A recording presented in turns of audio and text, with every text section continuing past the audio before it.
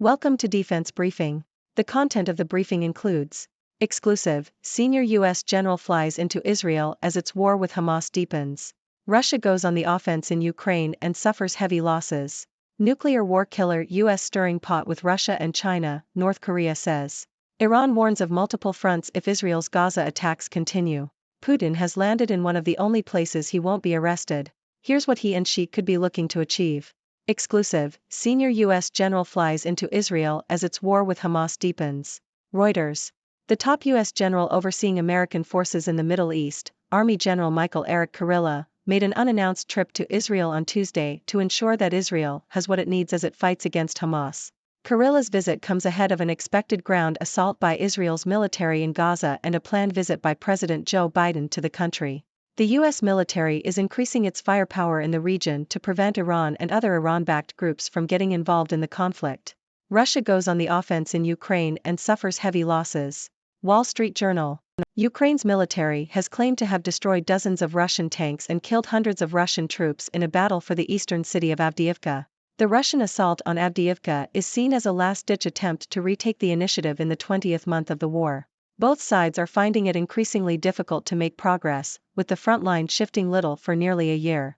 Although it is believed the Russians have withstood the Ukrainian threat, it is not clear if either side can significantly move the front line. Nuclear war killer U.S. stirring pot with Russia and China, North Korea says. South China Morning Post. North Korea has claimed that its nuclear program is a defensive move to prevent a nuclear war, in response to the U.S. pursuit of nuclear supremacy.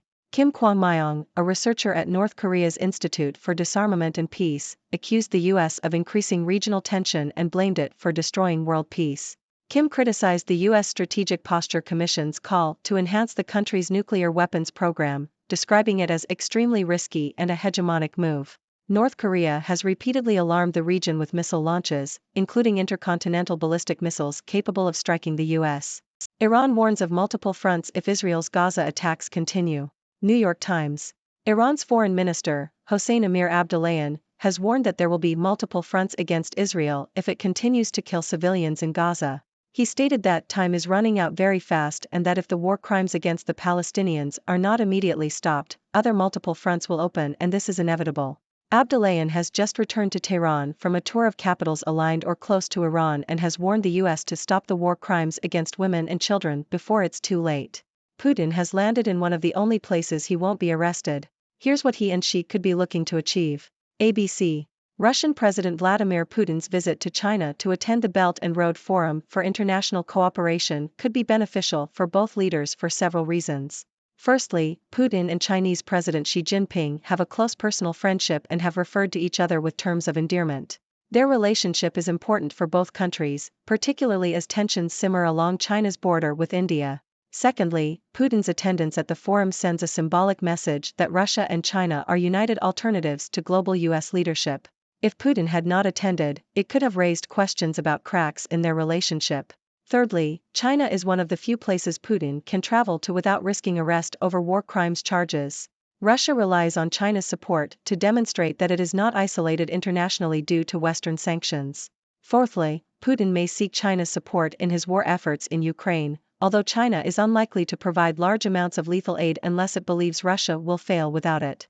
Finally, Russia's trade with China has become increasingly important as it is isolated from the West due to sanctions. China's support is vital to Russia's invasion of Ukraine. Putin arrives in China to meet Xi on rare international trip. Bloomberg. Russian President Vladimir Putin has arrived in Beijing for a rare trip abroad. Putin is expected to attend the Belt and Road Forum and meet with Chinese President Xi Jinping. The visit highlights the close ties between China and Russia, which have provided diplomatic and economic support to each other. The trip is also seen as a show of support for Xi's Belt and Road project, which has funded around $900 billion in infrastructure and other projects. Putin's visit comes after an arrest warrant was issued against him by the International Criminal Court for alleged war crimes in Ukraine. Belt and Road latest, Forum for Xi's signature project starts in Beijing. Bloomberg. China is hosting its third Belt and Road Forum in an attempt to revive the infrastructure investment initiative.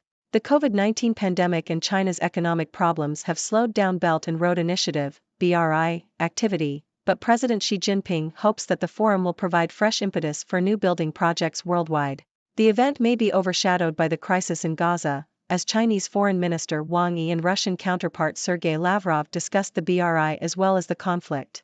The forum will include a CEO conference and a welcome dinner, with world leaders such as Russian President Vladimir Putin and Indonesian President Joko Widodo in attendance.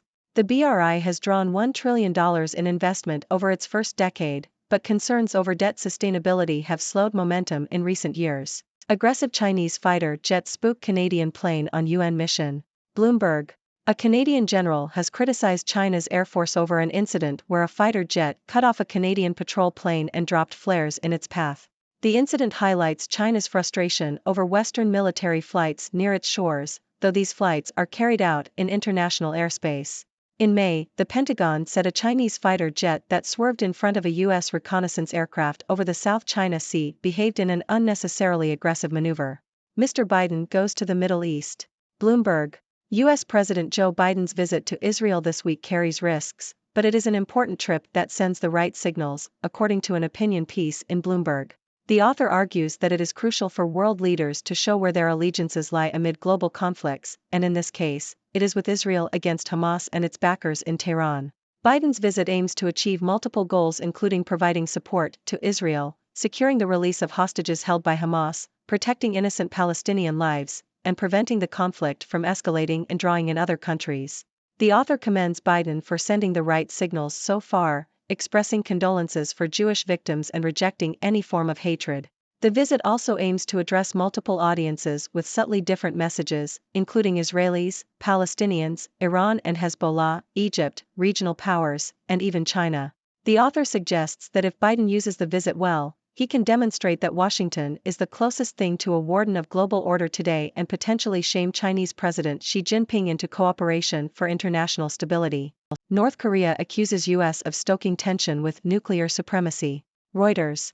North Korea's nuclear program is a defensive move against the U.S.'s pursuit of nuclear supremacy, according to state media KCNA. The comments come as North Korea has raised alarm in the region with regular missile launches. The U.S. Strategic Posture Commission's recent findings, calling for an enhancement of the country's nuclear weapons program, were described as extremely risky and a hegemonic move.